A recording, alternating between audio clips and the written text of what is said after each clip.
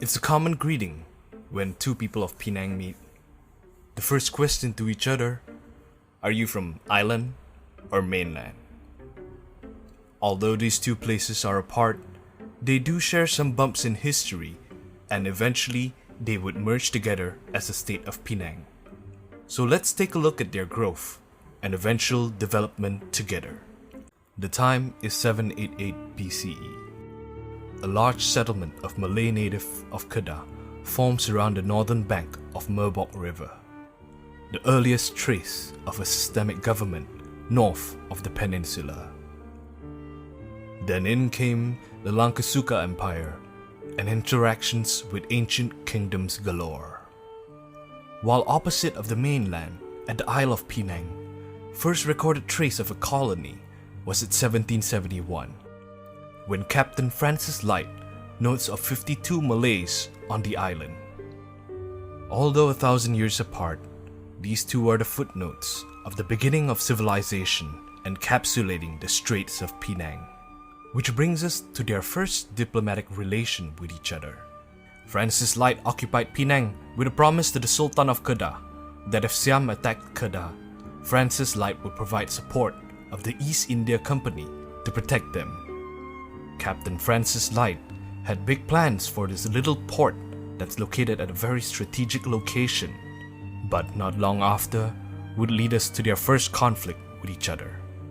As when the Siamese came, the East India Company deemed the stronghold of Penang not worth protecting against Light's arguments. Enraged, the Sultan gathered all of his other allies of the Sultans of Sikh and Indagiri from Sumatra and the feared pirates of the Sulu Islands to amass an army 10,000 people strong. Clearly outnumbered, Francis Light devised a plan and made a preemptive attack on the rendezvous point of these factions at Seberang Perai, backed by the British East India Company.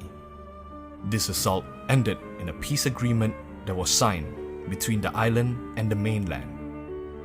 And in addition, this peace agreement also involves Seberang Perai being added to the British-owned island at the 1800s. From this point, the island and the mainland would be governed as a whole. Prince of Wales Island and Province Wellesley. And so too do they share their problems. The Straits at the early 1800s sees over 100 ships sunk as piracy grew rampant around these years. From large fleets to single galleys, they disrupt trading in Penang with raids of ships and ports. This severely compromises the plan of Penang being a famous port.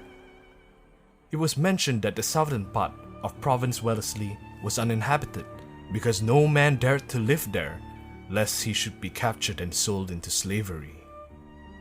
And not only at sea, but even the lands had the Penang riots of 1867 at Penang Island with the local triads.